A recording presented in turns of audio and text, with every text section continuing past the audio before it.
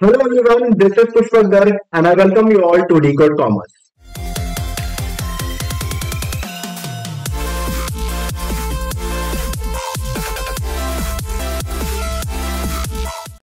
तो जो last class में हम आपके साथ चैप्टर डिस्कस कर रहे थे that is audit of consolidated financial statements. ठीक है, इस चैप्टर के अंदर जो टॉपिक मैंने आपके साथ डिस्कस कर लिए थे that is legal provision. Legal provision में अगर मैं बोलूं तो section number 129 subsection 3 of the companies act 2013 ये मैंने आपके साथ डिस्कस कर लिया था। उसके बाद जो नेक्स्ट टॉपिक हमने पढ़ा था दैट इज रिस्पॉन्सिबिलिटीज। रिस्पॉन्सिबिलिटीज के अंदर हमने क्या पढ़ा था? Responsibility of the parent and responsibility of the auditor. Auditor को क्या चेक करना? ऑडिटर को ये देखना है कि जो सीएफएस बना है वो एज पर एप्लीकेबल एफआरएफ बना है या नहीं बना है। साथ ही साथ सेक्शन 143 सबसेक्शन 1 की उसको रिक्वायरमेंट चेक करनी है। Section 143 subsection 3 of the companies act 2013 के अकॉर्डिंग उसे रिपोर्ट प्रेजेंट करनी है। उसको ये देखना है कि जो फाइनेंशियल स्टेटमेंट एक्चुअल में बनी है वो ट्रू एंड फेयर व्यू दे भी रही है या नहीं दे रही है। उसके साथ साथ उसे ये देखना है, पांचवा पॉइंट जो हमारा था वो ये था कि अगर फाइनेंशियल स्टेटमेंट जो बन रही है वो एज पर एप्लीकेबल एफआरएफ बन रही है तो कौन से एप्लीकेबल एफआरएफ उस पर वैलिडेट हो रहा है या नहीं हो रहा है। जैसे उस पर 110 लग रहा है तो ऐसा तो नहीं है कंपनी AS21 के अकॉर्डिंग फाइनेंशियल स्टेटमेंट्स बना रही है, तो ये भी चीज चेक करनी होती है। तो आज और साथ ही साथ मैंने आपको लास्ट क्लास में डिस्कस कर लिया था, जैसे जब हमने ये पढ़ रहे थे कि पेरेंट एंटिटी के कुछ रिस्पॉन्सिबिलिटीज थी, उसके अंदर हमने पढ़ा था कि पेरेंट एंटिटी को कुछ कंसोलिडेटेड एडजस्टमेंट्स करनी पड़ती हैं जो परमानेंट होती है और करंट पीरियड होती है। परमानेंट एंड करंट पीरियड ये भी मैंने आपको पढ़ा दिया था। परमानेंट के अंदर क्या था? Determination of goodwill and NCI. और ये कब करते हैं हम? एक तो इनिशियल डेज पे, साथ ही साथ ऐसा कोई टाइम पीरियड आता है जब हमारा शेयर होल्डिंग के अंदर चेंज आता है तो तब भी हम चेक करते हैं। फिर मैंने करंट पीरियड की भी बता दी थी। वैसे तो मैंने सारे टॉपिक लास्ट क्लास के में आपके साथ डिस्कस कर लिए थे, तो अगर आपने नहीं पढ़ा है तो please go and watch that lecture, वो मैं आपको पिन सेक्शन में कमेंट कर दूंगा। साथ ही साथ कुछ अगर मैं बता दूं करंट पीरियड में क्या थी, इंटरग्रुप इंडेटनेस को एडजस्ट करना, हार्मोनाइजेशन ऑफ अकाउंटिंग पॉलिसीज करना, अगर हमारी कोई फॉरेन सब्सिडरी है तो उसके फॉरेन करेंसी को ट्रांसलेट करना, उसके बैलेंसेस को ट्रांसलेट करना। इसी तरीके से 8 एडजस्टमेंट्स मैंने आपको एग्जांपल के फॉर्म में लिख के दी थी, आपको बस वो 8 ही लर्न करनी है। ठीक है, आज जो टॉपिक अभी हम डिस्कस कर रहे हैं दैट इज हम जब ऑडिट कर रहे हैं सीएफएस का तो हम उसमें प्लानिंग कैसे करेंगे। क्या डिस्कस कर रहे हैं हम? जब हम ऑडिट करेंगे सीएफएस का तो हम प्लानिंग कैसे करेंगे। अब देखिए इस क्वेश्चन को ना अगर मैं बोलूं तो ये बहुत ज्यादा इंपॉर्टेंट है, स्टार मार देता हूँ इस पर 2 कि पेपर में कई बार पूछ लिया जाता है। और बच्चा क्या करता है ना, बच्चा इसमें अनसर्ट कुछ भी लिख देता है कि हम प्लानिंग बनाएंगे, हम एक सिस्टम बनाएंगे, हम प्रोग्राम बनाएंगे, फिर इस अकॉर्डिंग हम एनटीए डिसाइड कर लेंगे। तो कुछ कुछ तो मतलब एक एक चीज लिखनी जरूरी है आपके लिए, आपको कीवर्ड मेंशन करके आने पड़ेंगे पेपर के अंदर। तो अगर प्लानिंग में करूं तो there are 5 points in the topic. ठीक है, अब 5 पॉइंट्स हैं क्या? सबसे पहले अगर मैं आपको ना बिना नोट से पढ़ाता हूँ, देखो अगर आप सीएफएस को ऑडिट करने जा रहे हैं, आपने ऑडिट ऑटोमेटिकली पहले ही कर लिया, आपने एसएफएस का कर लिया है, और किसी और पर्सन ने, जैसे अगर सपोज सब्सिडरी है तो सब्सिडरी का भी तो एक ऑडिटर होगा, सब्सिडरी के ऑडिटर ने सब्सिडरी का ऑडिट चेक कर लिया है, पहले से ऑडिट कर लिया है उसका। अब हमें क्या करना है? हमें कंसोलिडेशन को ऑडिट करना है। हमने ऑडिट कर लिया है लेकिन इसका थोड़ा सा तरीका हो गया, हम ऑडिटेड फाइनेंशियल स्टेटमेंट्स को ऑडिट कर रहे हैं लेकिन बस उनको जुड़ी हुई ऑडिट कर रहे हैं। ठीक है, तो सबसे पहले हम क्या देखेंगे? सबसे पहले हम ये देखेंगे कि एंटिटी का अंडरस्टैंडिंग लेंगे कि एंटिटी का ग्रुप स्ट्रक्चर क्या है। एंटिटी का ग्रुप स्ट्रक्चर क्या है कि consolidated financial statements of the parent entity के अंदर कौन कौन से कंपोनेंट को कंसिडर करें, ग्रुप स्ट्रक्चर क्या है। इंक्लूडिंग असेसमेंट करेंगे, किस चीज का असेसमेंट करेंगे? हम इंफॉर्मेशन टेक्नोलॉजी का। जैसे फॉर एग्जांपल पेरेंट एंटिटी तो ईआरपी कौन सा यूज करती है? SAP यूज करती है। और सब्सिडरी कौन सी करती है? टैली करती है। तो वो अकाउंटिंग पॉलिसी सारे अकाउंट्स को हमने फाइनेंशियल स्टेटमेंट से जब हमने बनाया तो हम उसको हार्मोनाइज करेंगे, डिफरेंट डिफरेंट अकाउंटिंग टेक्नोलॉजीज का सब यूज करते हैं और उसको हम इकट्ठा करेंगे, सीएफएस बनाएंगे। तो जो पेरेंट एंटिटी का इंफॉर्मेशन टेक्नोलॉजी का सिस्टम होगा उसी को अडॉप्ट करना पड़ेगा हमें। साथ ही साथ कौन से आईटी एप्लीकेशन, आईटी एप्लीकेशन यही चीज होगी जो ईआरपी की मैं आपके साथ बात कर रहा हूँ। नेक्स्ट पॉइंट में अगर हम देखें, एक पहला पॉइंट हो गया। नेक्स्ट पॉइंट में देखिए अकाउंटिंग पॉलिसीज क्या है पेरेंट की, accounting policy of the parent और कंपोनेंट की क्या है, और फिर इन्हें कंसोलिडेशन कैसे कर रहे हैं। फॉर एग्जांपल अगर मैं आपको बोलूं पेरेंट तो फॉलो करता है अकाउंटिंग पॉलिसी, सपोज इन्वेंट्री की बात करते हैं तो पेरेंट तो फॉलो करता है फीफो और कंपोनेंट फॉलो करता है वेटेज। तो जब सीएफएस बन रहा है तो कौन सी अकाउंटिंग पॉलिसीज के अकॉर्डिंग सब कुछ हो रहा है।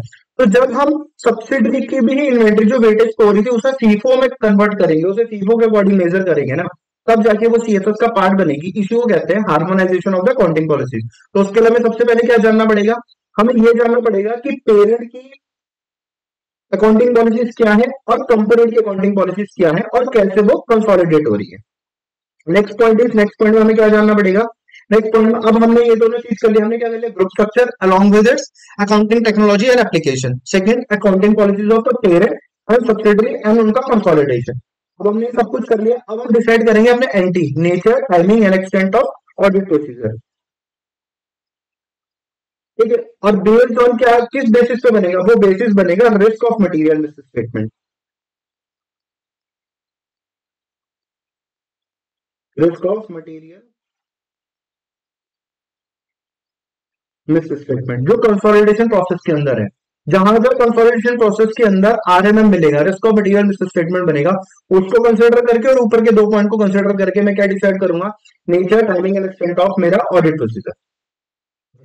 फिर उसी के बेसिस पे मैं डिसाइड करूंगा कि मेरे को एस600 using the work of other auditor. अब using the work of other auditor आया कैसे, देखो, आप पेरेंट के ऑडिटर थे, आपने पेरेंट की सेपरेट फाइनेंशियल स्टेटमेंट्स को ऑडिट करा है, आप ही सीएफएस को भी ऑडिट करोगे। लेकिन जब सीएफएस के अंदर जो सब्सिडरी ऑफ द पेरेंट मर्ज हो रही है, उसका ऑडिट तो किसी और पर्सन ने करा है। फॉर एग्जांपल मान लेते हैं उसका ऑडिट ए पर्सन ने करा है और मैं हूं बी पर्सन। तो मैं तो ऑडिट, मेरे को पता है कि मैंने ऑडिट किसका करा है, पेरेंट के एसएफएस का, लेकिन मुझे ये तो नहीं पता कि मैंने और उसका सब्सिडरी का ऑडिट कैसे हुआ है। तो उसके लिए मैं ऐसे लगाऊंगा 600।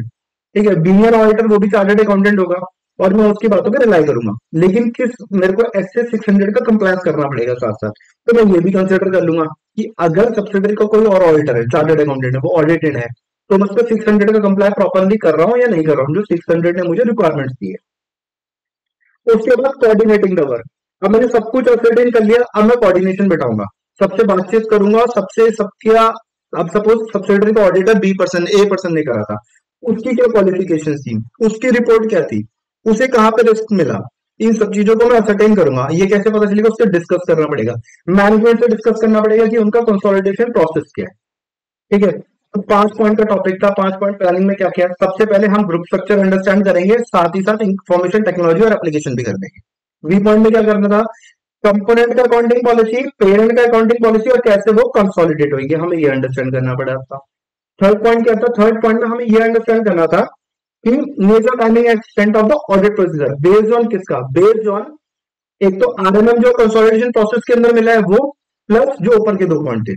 फोर्थ वन क्या था, अगर सब्सिडरी का कोई और ऑडिटर है तो हमें एससी 600 के अकॉर्डिंग कंप्लायंस चेक करना है और रिक्वायरमेंट चेक करनी है। फोर्थ वन, हमें कोऑर्डिनेशन बिठवाना है during the work. Next topic क्या है, नेक्स्ट टॉपिक देखो बहुत आसान है। नेक्स्ट टॉपिक क्या है, प्रोसीजर क्या होंगे ऑडिटर के, ये चेक करने में कि जो भी इंफॉर्मेशन मिली है वो क्या है, complete, completeness of the information. अब ये रिगार्डिंग तो किसके होगी, ये रिगार्डिंग होगी कंपोनेंट के,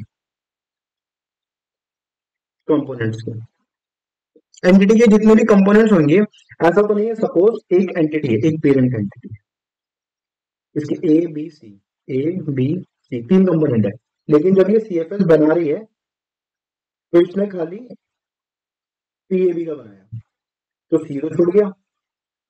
तो हमें कंप्लीटनेस चेक करनी है, यहाँ पे एजर्शन क्या है हमारी इंपॉर्टेंट, कंप्लीटनेस। हमें कंप्लीटनेस चेक करनी है कि जो सीएफएस बना है उसके अंदर पेरेंट के सारी सब्सिडरी, सारी एसोसिएट, सारी जेवी जो कंसिडर हुई है नहीं हुई है, तो उसके अकॉर्डिंग हमारा ऑडिट प्रोसीजर क्या रहेगा, हमें वो चेक करना है। तो देखो, सबसे पहले तो हम वर्किंग चेक करेंगे, पिछले साल की प्रायर ईयर की वर्किंग्स क्या थी हमारी। मैंने इसमें आपको 8 पॉइंट दे रखे हैं, आप 8 में से कोई से भी 6 पॉइंट याद कर लीजिए। ठीक है, सबसे पहले हम नॉन कंपोनेंट से रिलेटेड जो प्रीवियस ईयर की वर्किंग थी वो चेक कर लेंगे। बेसिकली अगर मैं आपको बोलूँ ना, तो एंटिटी के पास क्या होती है, एंटिटी के पास में एक लिस्ट होती है, हम एंटिटी से वो लिस्ट मांग लेंगे और उस अकॉर्डिंग चेक करेंगे। तो सबसे पहले तो प्रीवियस ईयर के जो नॉन कंपोनेंट थे, जो प्रीवियस ईयर के सीएसएस के अंदर पार्ट बने थे, उनको कंसिडर कर लेंगे। फिर जो एंटिटी नए, जो नए इस बार एंटिटी ने आइडेंटिफाई करे कंपोनेंट्स, जिनकी फाइनेंशियल इंफॉर्मेशन इस बार सीएफएस के अंदर जुड़ी है, हम उनको कंसिडर करेंगे। फिर हम इंक्वायर कर लेंगे मैनेजमेंट से कि उन्होंने नए आइडेंटिफाइड कंपोनेंट किस तरीके से करे हैं, और ऐसा कोई कंपोनेंट तो नहीं है जो पिछली बार आ रहा था लेकिन इस बार नहीं आ रहा है, तो मैनेजमेंट से क्या कर लेंगे, इंक्वायर कर लेंगे। सबसे पहले नोन कंपोनेंट जो पिछली बार के थे उनको कंसिडर करेंगे, इस बार के न्यूली आइडेंटिफाइड कंपोनेंट को कंसिडर करेंगे, इसके लिए इंक्वायर कर लेंगे मैनेजमेंट से, और इसके लिए अगर जो बाहर निकला है हमारे सीएफएस से जो बाहर हुआ है पार्ट उसके लिए इंक्वायर कर लेंगे मैनेजमेंट से। फिर कोई जेवी और ज्वाइंट अरेंजमेंट है तो वो मैनेजमेंट से कंसिडर कर लेंगे। देखो क्या था, एसोसिएट, सब्सिडरी और जेवी, तो जेवी का अरेंजमेंट कर लेंगे। साथ ही साथ हम मैनेजमेंट से देख लेंगे कि किसी एक पर्टिकुलर कंपनी, सपोज ए कंपनी, ये पेरेंट कंपनी है और एक पेरेंट की सब्सिडरी कंपनी है, तो पेरेंट ने ए कंपनी के अंदर कितना इन्वेस्ट कर रखा है, सपोज 20% कर रखा है, और एस ने कर रखा है 40%, तो इसके अंदर टोटल 60% किसका हो गया, एफ और पी का। अब मिला के वो होल्डिंग किसकी हुई, पी की हुई। चेन होल्डिंग में पढ़ते हैं ना हम एफ आर के अंदर, ठीक है, तो वैसे ही। तो इसी के साथ इन्वेस्टमेंट चेक कर लेंगे कि पेरेंट ने पर्टिकुलर एंटिटी के अंदर कितनी इन्वेस्टमेंट कर रखी है, साथ ही साथ उसके किसी कंपोनेंट ने, एस ने, कितनी इन्वेस्टमेंट कर रखी है, to know their share holding. फिर हम स्टैट्यूटरी रिकॉर्ड मेंटेन कर लेंगे कि उन्होंने स्टैट्यूटरी रिकॉर्ड्स क्या मेंटेन कर रखे हैं, as per section 185, 186 and 190 of the companies act 2013। आपको इसमें डीप में नहीं जाना, आपको बस ये सेक्शन पढ़ना है, या आप वैसे कंपनी लॉ के अंदर पढ़ दो। ठीक है, ऑफ द कंपनीज एक्ट 2013 हमें स्टैट्यूटरी रिकॉर्ड्स देखने हैं, सेक्शन 185, 186 एंड 190। कोई और अरेंजमेंट कंपनी ने कर रखा हो द पेरेंट जो सीएफएस के अंदर एंटर नहीं हुआ, कोई ऐसा जेवी, कोई ऐसा जॉइंट अरेंजमेंट जो कंपनी ने एंटर तो कर रखा है लेकिन सीएफएस के अंदर मेंशन नहीं है, उसे भी हम कंसिडर करेंगे। फिर हम कोई चेंज देखेंगे जो शेयर होल्डिंग के अंदर आया है। मैंने आपको बताया था ना, परमानेंट कंसोलिडेटेड एडजस्टमेंट्स कब कब होती है, एक तो इनिशियली, और जब जब कोई शेयर होल्डिंग के अंदर चेंज आता है तो भी होती है। उसके लिए हम आइडेंटिफाई कर लेंगे कोई शेयर होल्डिंग के अंदर चेंज हो गया ड्यूरिंग द रिपोर्टिंग पीरियड।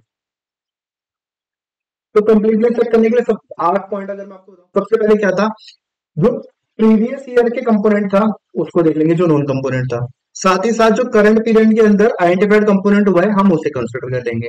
इसके साथ साथ हम इंक्वायर कर लेंगे मैनेजमेंट से कि उन्होंने नए कंपोनेंट को कैसे, आइडेंटिफाइड कंपोनेंट को कैसे कंसिडर करा है, साथ ही साथ जो कंसिडर नहीं करा है, जो पिछली बार आया था और इस बार नहीं आ रहा है, उसको मैनेजमेंट ने कैसे डील आउट करा है।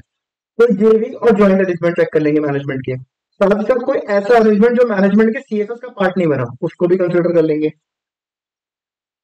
फिर मैनेजमेंट की इन्वेस्टमेंट क्या है किसी कंपनी के अंदर, और साथ ही साथ उसके किसी कंपोनेंट का इन्वेस्टमेंट कितना है उस कंपनी के अंदर, to identify the share holding. फिर मैनेजमेंट का कोई चेंज हुआ है शेयर होल्डिंग के अंदर इस बार, तो उसको कंसिडर करना है। और आखिरी पॉइंट क्या रह गया, statutory records as per section 185, 186 and 190। ठीक है, अब मैं आपको इस चैप्टर की मोस्ट इंपॉर्टेंट चीज पढ़ा रहा हूँ, that is reporting considerations.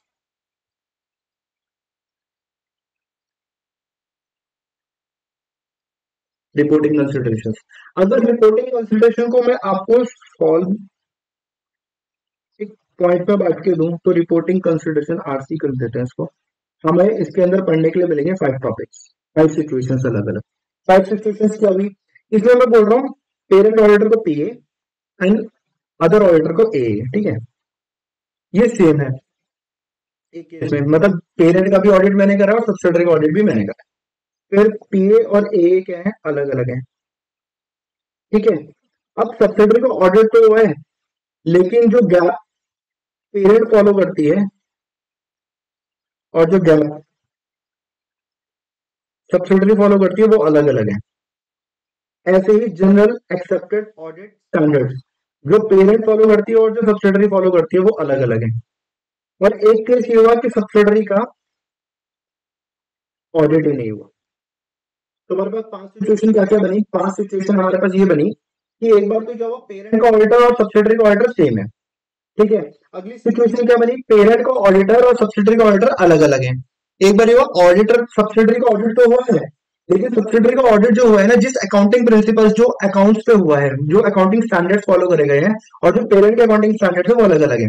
Suppose parent का तो आईएफआरएस पे बन रहा है, यस, इंडियस कंप्लाई हो रहे हैं, लेकिन सब्सिडरी के ऊपर एएस हो रहे हैं खाली, ठीक है। फिर अलग अलग अकाउंटिंग स्टैंडर्ड्स, ऑडिटिंग स्टैंडर्ड्स के ऊपर बने, और एक बार ऐसा हुआ कि सब्सिडरी का ऑडिट ही नहीं हुआ, ठीक है। सबसे इजी इसके अंदर जो है वो है कि जब ऑडिट हम नहीं करा। अब ऑडिट हम नहीं करा तो बहुत आसान है, आसान क्या है, हमें बस एक्सप्रेस करना है अपना opinion that the financial statement present true and fair view और एप्लीकेबल फ्रेमवर्क के अकॉर्डिंग बना है, ठीक है। तो यहाँ पे क्या है, देखो पेरेंट एंटिटी का auditor, auditor of parent entity and the component are same, दोनों का सेम है। तो यहाँ पे क्या करें, हमें इंश्योर करना है compliance of 21 and Indian applicable, मतलब एफआरएफ चेक करना है। हमें देखना ट्रू एंड फेयर व्यू, ये ऑडिटर की रिस्पॉन्सिबिलिटी वाला ही सारा कॉपी पेस्ट है यहाँ पे। हमें अब देखो इसमें 600 की तो सिचुएशन आएगी नहीं, क्योंकि अनदर ऑडिटर नहीं है, सेम ऑडिटर, मैं ही वही ऑडिटर हूँ सब्सिडरी का भी और मैं ही पेरेंट का हूँ। तो 600 की रिक्वायरमेंट आएगी, 600 की रिक्वायरमेंट आएगी अगले उसमें। फिर if there any non compliance, अगर कोई नॉन कंप्लायंस हुई है किसी भी तरीके से इंडेक्स 110 में या एस 21 में एग्जिस्ट, तो हम क्या करेंगे 705 के अकॉर्डिंग क्या कर देंगे अपनी रिपोर्ट को मॉडिफाई। ठीक है, तो बड़ा आसान था। देखो क्या था, जब पेरेंट एंटिटी का ऑडिटर और ऑडिट सब्सिडरी एंटिटी का ऑडिटर सेम है तो क्या होगा, हमें चेक करना है कि कंप्लाई हुआ है 110 इंडेक्स और एस 21 का, के ऊपर फाइनेंशियल स्टेटमेंट्स बनी है। ट्रू एंड फेयर व्यू आ रहा है, 600 की रिक्वायरमेंट है नहीं। और अगर कोई अनसर्टेनिटी, कोई गलत चीज, नॉन कंप्लायंस हमें मिलता है तो हम 705 के अकॉर्डिंग क्या कर देंगे, मॉडिफाई कर देंगे। नेक्स्ट पॉइंट क्या है, पीए और ए अलग अलग है, सब्सिडरी का ऑडिटर बी पर्सन है और इसका पेरेंट कंपनी का ए पर्सन है, तो क्या होगा, अब यहाँ पे 600 आएगा, मोस्ट इंपॉर्टेंट यहाँ पे क्या, यहाँ पे 600 आएगा। ऐसे 600 के और भी टॉपिक जो पेपर के अंदर पूछे जाते हैं वो आपके साथ में नेक्स्ट क्लास में डिस्कस करूंगा, ठीक है, तो आप प्लीज उसको भी देखना। ऑडिटर को रिक्वायर करना पड़ेगा to perform the procedure of SA 600, का प्रोसीजर क्या करना पड़ेगा, 600 के अंदर अगर वो प्रोसीजर फॉलो कर रहा है तो उसे क्या करना पड़ेगा, अपने ऑडिट रिपोर्ट के अंदर उसे एक पैरा मेंशन करना पड़ता है, जिस पैरा को हम क्या बोलते हैं, ओएम पैरा। एसए 706 के अकॉर्डिंग उसे ओएम पैरा मेंशन करना पड़ेगा, जिसके अंदर एक उसे हेडलाइन बनानी पड़ेगी। क्या हेडलाइन बनानी पड़ेगी, डिवीजन ऑफ रिस्पॉन्सिबिलिटी हेडलाइन के अंदर उसे ये बताना पड़ेगा कि पर्टिकुलर कंपोनेंट के ऊपर मैंने ऑडिट रिपोर्ट नहीं दी है, मैंने रिलाय करा है सब्सिडरी ऑडिटर को, सब्सिडरी ऑडिटर की रिपोर्ट मैंने पढ़ी है, उसको मैंने रिलाय करा और उससे मैंने डिस्कस करा है। फिर अगर आपको लगता है कि ओएम पैरा, अगर आपको लगता है, पहले ये पॉइंट पढ़ा देता हूँ आपको, फोर्थ वन, अगर ऑडिटर को लगता है सीएफएस के कि work of the another auditor rely नहीं है, मतलब रिलाय नहीं कर सकता, मुझे तो एक गलती दिख रही है लेकिन उसने तो क्लीन रिपोर्ट दे रखी है, तो मैं क्या करूंगा, मैं अपनी रिपोर्ट को क्या कर दूंगा, मॉडिफाई कर दूंगा एज पर 107 705 के अकॉर्डिंग मैं क्या कर दूंगा, अपनी रिपोर्ट को मॉडिफाई कर दूंगा। साथ ही साथ इस ऑडिट रिपोर्ट में बस एक चीज बोली गई है रिपोर्टिंग कंसल्टेशंस के अंदर, कि ऐसा नहीं कर सकते अगर आपको कोई क्वालिफिकेशन लग रही है, सपोज कंपोनेंट के अंदर कोई क्वालिफिकेशन लग रही थी, मतलब जैसे फोर्थ पॉइंट जो था कि मैं उसकी बात पर रिलाई नहीं कर सकता था, लेकिन आपने क्या करा, आपने रिपोर्ट तो क्लीन दे दी, बस आपने डिवीजन ऑफ रिस्पॉन्सिबिलिटी पैरा के अंदर ये लिख दिया कि पर्टिकुलर मैटर पे सब्सिडरी ऑडिटर ने जो रिपोर्ट दी है वो मुझे सही नहीं लग रही है, लेकिन ओवरऑल का रिपोर्ट मैंने क्लीन दे दी, ऐसा नहीं कर सकता। मतलब division of responsibility paragraph is not a substitute of any qualification, जो सीएसएस के रिपोर्ट पे हमें देनी थी, ये लिखा हुआ है। OM para inclusion is not considered as a substitute of any qualification required in the audit report as per SC 705।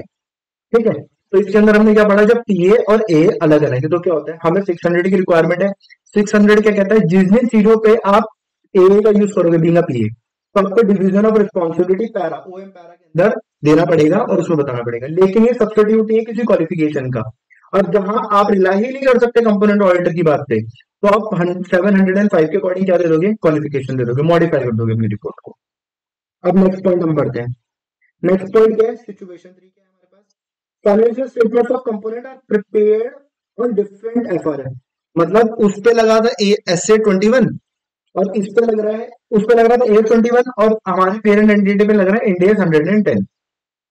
ठीक है, तो यहाँ पे क्या होगा, यहाँ पे ना ऑडिटर ऑफ पेरेंट, मैं सपोज मैं उस सीएसएस को ऑडिट कर रहा हूँ, तो मैं क्या बोलूंगा, मैं मैनेजमेंट को बोलूंगा कि प्लीज यार आप ना अरेंज करवा दो डिफरेंट सेट ऑफ फाइनेंशियल, ठीक है वो बनाते हैं अपना, उन्होंने ऑडिट ऐसे करा रखा है, लेकिन आप एक काम करो, एक बार इस अकाउंटिंग पॉलिसी, इस अकाउंटिंग एफआरएफ के अकॉर्डिंग आप एक बार फाइनेंशियल स्टेटमेंट्स बनवा दो और ऑडिट करवा दो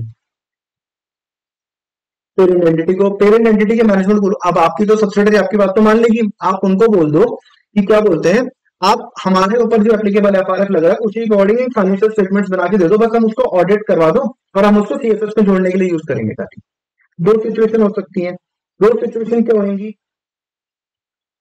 फाइनेंशियल स्टेटमेंट अवेलेबल हो गई, पहली सिचुएशन को कंसिडर करते हैं कि फाइनेंशियल स्टेटमेंट क्या होगी, अवेलेबल हो गई हमारे पास, तो उसमें क्या होगा, उसमें क्या होगा कि auditor of the component will request the prepare audit report. अब उस पर ऑडिट फाइनेंशियल स्टेटमेंट्स हो गई, अब ऑडिटर बोलेगा कि उसको ऑडिट भी करवा दो जो फाइनेंशियल स्टेटमेंट प्रिपेयर हुई थी। अगर ऐसा हो गया तो अभी जो हमने पहला पढ़ा था ना सेकंड सिचुएशन, पीएनए अलग अलग, तो सेम उसके बाद आपको वही लिखना है।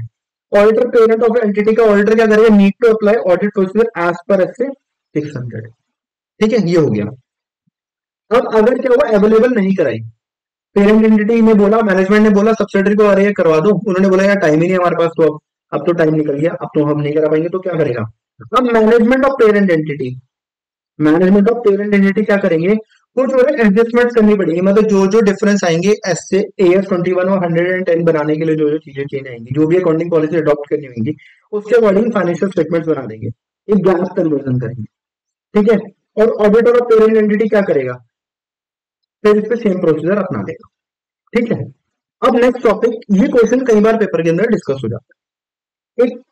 एक बार क्या हुआ, पेरेंट एंटिटी के पास, पेरेंट एंटिटी का जो मैंने ऑडिट, जिन अकाउंटिंग ऑडिटिंग स्टैंडर्ड्स का यूज करके करा है, सेम ऑडिटिंग स्टैंडर्ड्स नहीं एप्लीकेबल करे ऑडिटर ने सब्सिडरी कंपनी के, अलग अलग ऑडिटिंग स्टैंडर्ड्स हैं, तो सेम फिर हम वही करेंगे, हम पेरेंट एंटिटी को बोले यार अपनी सब्सिडरी को बोलो कि जिन GAAS general accepted audit standards के बिहाफ पे मैंने ऑडिट करा है ना अपनी आपके एसएफएस का, सीएफएस की बात कर रहा हूँ, लेकिन मैंने करा तो ऑडिट किसका होगा, एसएफएस का, अभी तो मैं सीएफएस का कर रहा हूँ।